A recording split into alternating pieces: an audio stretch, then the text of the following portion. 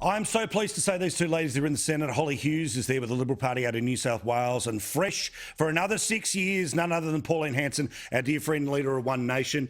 Holly, lovely to see you. Pauline, forgive me for a moment or two. Holly, I'm going to give Pauline a bit of love here. Congratulations, Pauline. Can you believe that when you were, trying to get into that parliament in 2016, that not only would you get there, but you'd be re-elected. You are staring down the barrel of 12 years as the Senator from Queensland, mate. Congratulations.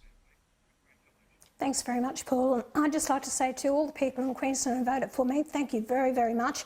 And even those people who gave me the preferences, because that's what's got me over the line. So I'm very humbled by it, very grateful, and I'll just try and do my job the best that I can for the people of Queensland.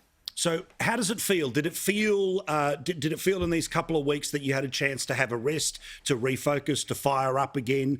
Tell us about what your hope is for the next 6 years. Well, Paul, I gave the people of Australia a promise that I would carry through on having an inquiry into the way the COVID's been handled, and I will put that before the floor of Parliament. I think we need a joint select committee hearing on the way the COVID's been handled, the impact it's had on our country, and the way it's been, dealt with by the health professionals, and the impact it's had on the people and their jobs. So I'd like to do that.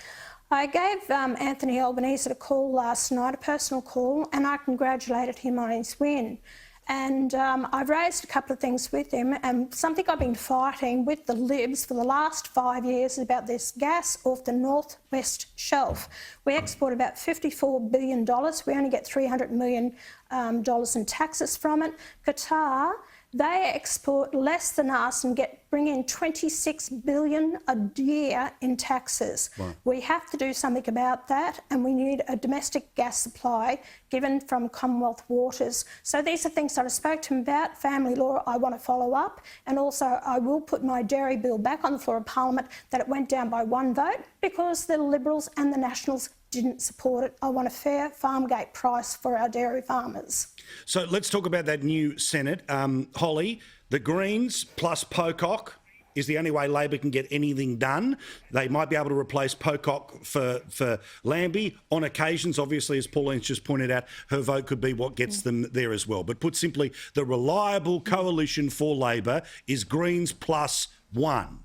What are they going to do when they're in charge? Are they going to steamroll? Are they going to try to go even harder on the nutty stuff that they were able to get up when they weren't the government last time?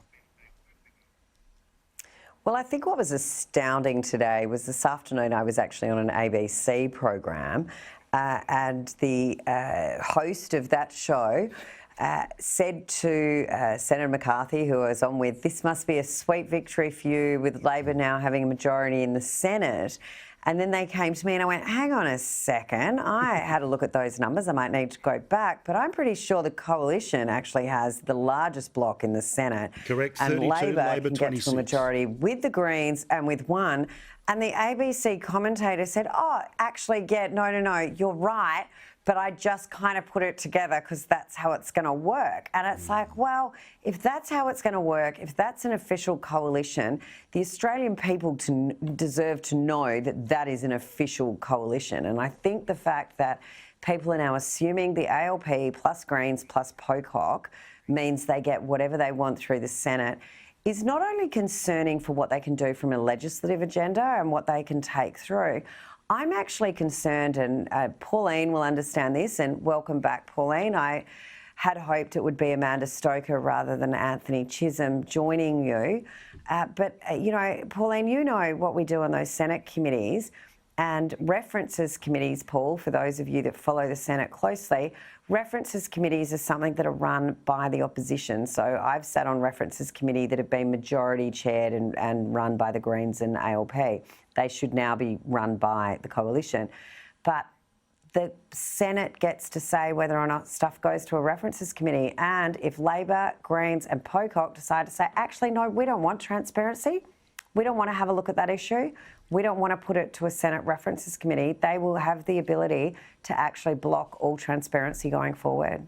Yeah, I mean, Pauline, this is the danger. I mean, when elections have consequences, this is going to be a potential consequence of this election. I do not doubt the Greens' capacity to do exactly what Holly just said. Paul, regardless of what you say and the makeup of the Senate, that was the wish of the people. That's Absolutely. how the people voted. So, right, correct. Now, the Libs have a lot to answer here.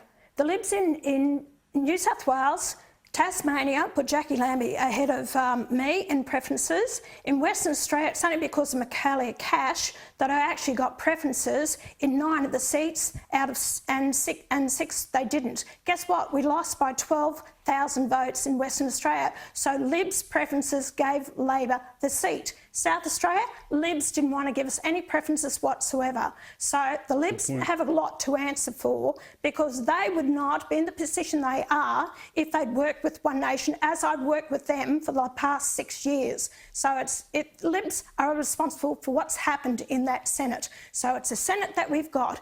So it's a matter of all of us working together the best that we can for the people of Australia.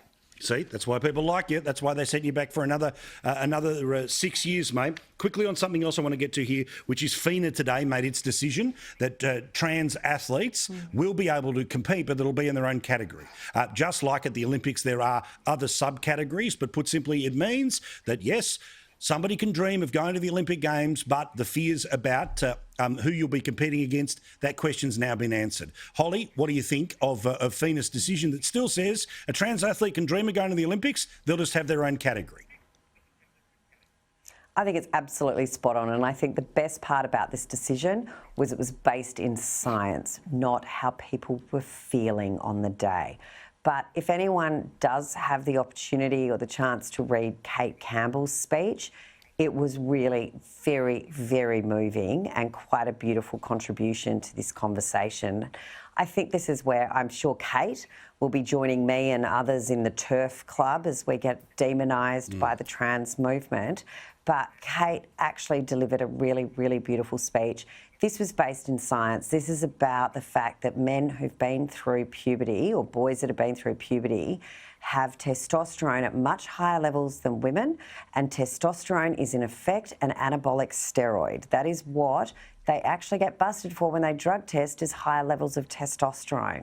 And FINA has now made a very sensible decision at the very elite levels of sport. And can you imagine, as a woman, as a young girl, getting up at 4 or 5 o'clock every morning to go off to your swimming club, training and training and training and training, to turn up someone who was a man months before to knock you off at the Olympics? I think it would be just heartbreaking, and I think Kate Campbell was completely correct when she said it. I think it's a decision based in science, and it's something that we should actually be having that conversation based in science, not on the fields. Ladies, thank you very much for your time. I look forward to many more chats in the next 3, 6, 9, 12, 25 years. Let's keep the lefties annoyed. Thank you, guys. Do appreciate it. Plenty more to talk about here on Paul Murray Live. I'll be here for 29 years.